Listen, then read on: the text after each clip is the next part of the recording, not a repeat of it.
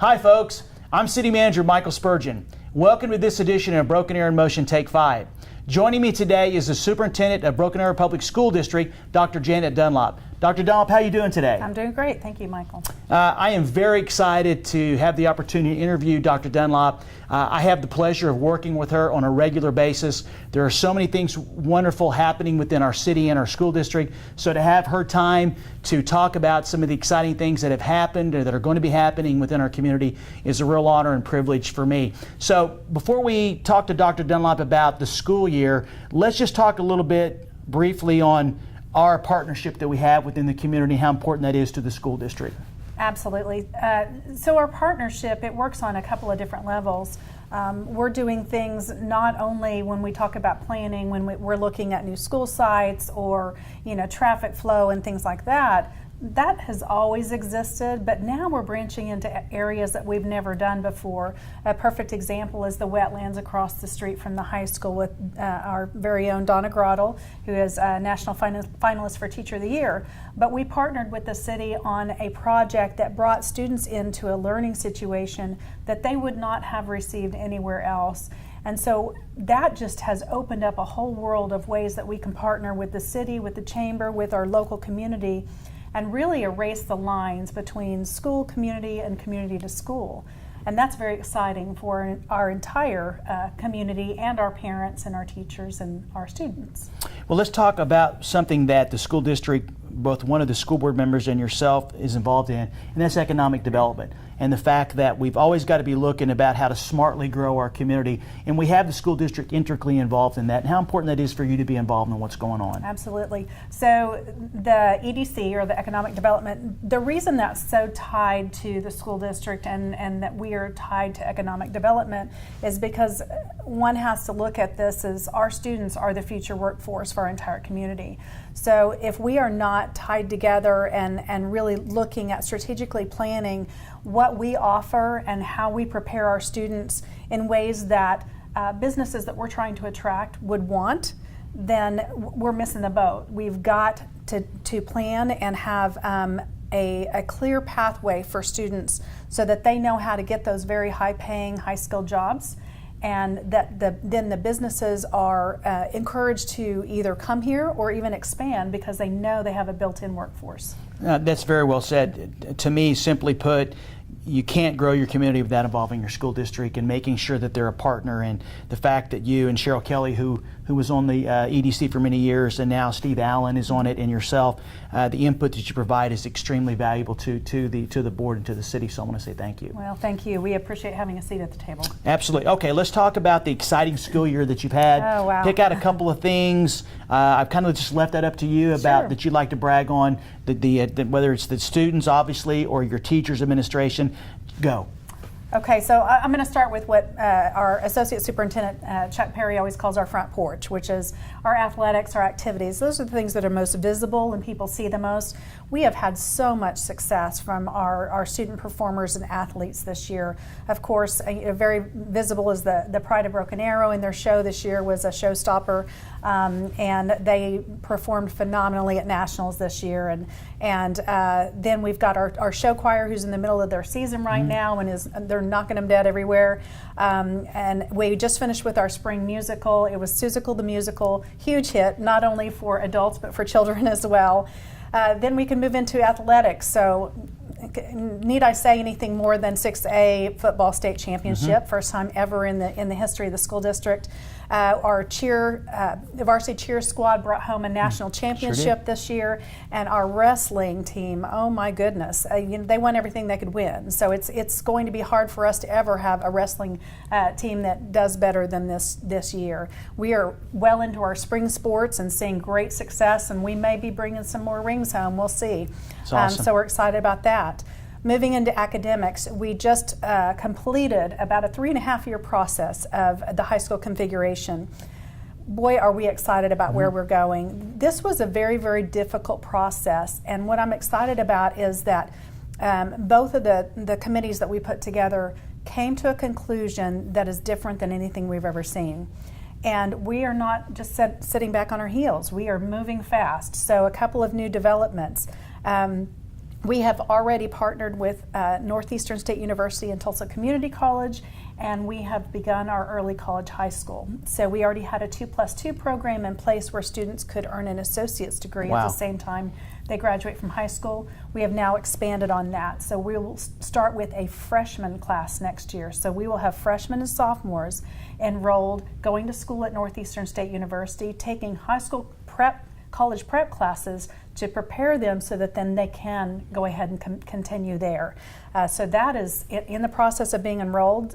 So we really encourage parents and families to talk about that and see if that's a good option for them. So early college was one of the components. We are in the planning stage for our new STEM facility. Okay. We are, it's so incredible. We went through the charrette process, and not only did we talk to adults and teachers, but we brought kids in.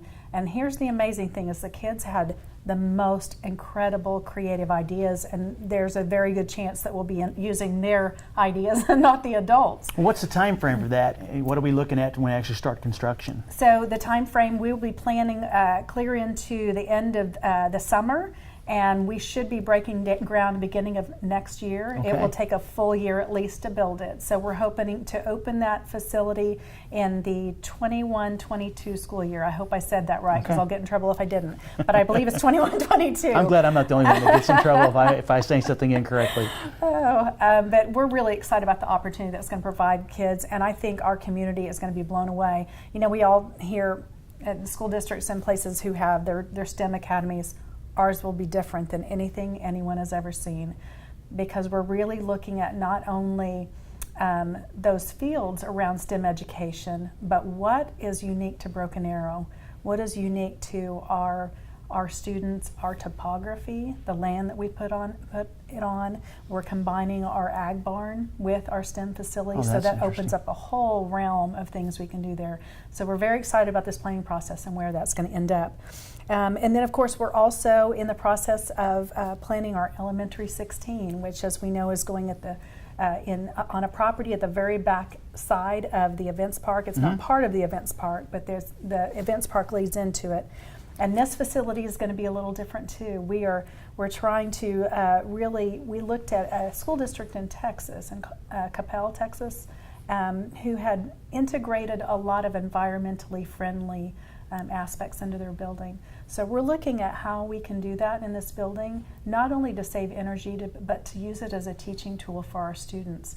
We fully expect this is going to be another one of our little crown jewels as far as elementary schools. Now, aren't you out to bid right now on that project? We are. We've been in that the bidding process for about the last week, and we expect to have that answer soon. So how does it work? Because obviously I don't do this every day, so my question is that when you build a new school, where do the kids come from that are going to go to that school? So anyone who has elementary students right now knows that our elementaries are very, very full. So when we have a brand new school being built, what we tend to do is we'll go through a process called redistricting. We have a long-range planning committee that does that. So we don't make that decision. We bring community members together. They serve on that committee, and we give several different options. They come up with 3 or 4 options. We come up with an option of how to redistrict. They never take ours. It's always the committees, but which is great because theirs is usually better. But we'll pull students from different schools to then make up that brand new school. Yes, it means students moving around, but inevitably when they get to their new school, they fall in love with it.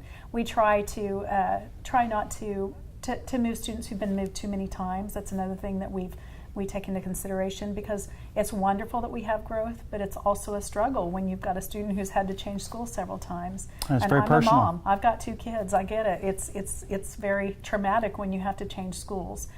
So we try to do it by neighborhood as well. That way students can move with their friends or at least people who are very close to them.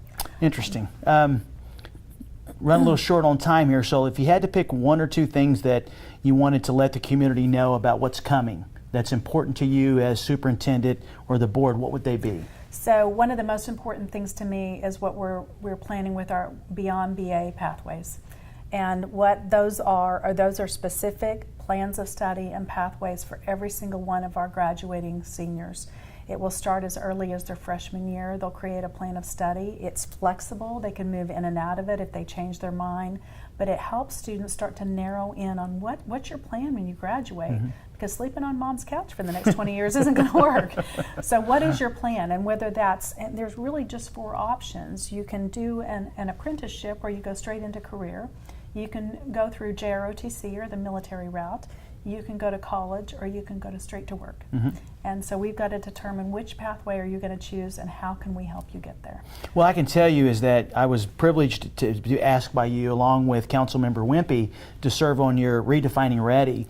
And I get a chance to meet and to work with some of your leadership, but I got to spend the whole evening. I'm going to the next 3 or 4 evenings as a part of this process to meet many of the other leaders. Yes. At the lower levels, and I was totally blown away about just how cool those people are, and then secondly how committed they are to actually implementing the vision of yourself and the board. And so I just want to send a shout out to those, especially your assistant superintendent that I was able to meet, Carla Dias. She absolutely right. Get to meet her and her vision, which was basically a shared vision. And so glad to be a part of that process. So good to hear about that. We're excited about Redefining Ready because, in short, what it is, it's redefining what it means to be ready to move out of high school. Our students are much more than just a test score. So what are those specific metrics by which we want to measure whether we're being successful with our students? Because that's the bottom line with us. When it gets to the graduation stage, if we're not successful, then we haven't been successful. We're having an opportunity, of course, with community members like you and community leaders to create those metrics. What do we want to see in a Broken Arrow High School graduate?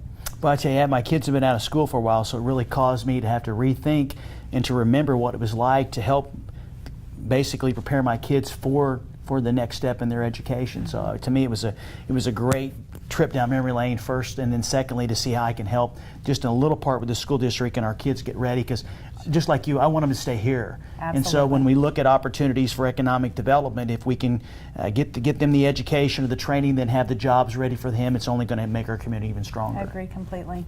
All right, folks, listen, we're just about out of time. I'm going to ask Dr. Dunlop if she has anything else she wants to finish up with before we close it out. Sure. 2 dates I want everyone to remember. Last day of school is May 20th, so please continue to watch out for those school buses and our littles that are walking around on our streets on school days. And then finally, graduation, our biggest celebration of the year, May 8th at the BOK Center. Huge celebration. We're excited for our graduating seniors this year. Well, let me just say it has been wonderful to have the opportunity to visit with our Citizen of the Year, Dr. Janet Dunlop. I'm once again privileged to work with her team each and every day on such an awesome school district and such a great community. So, Dr. Dunlop, thank you very much for the opportunity. I'd like to thank everybody for tuning in. That's all the time we have until next time. Thanks for joining us. I look forward to seeing you around town soon.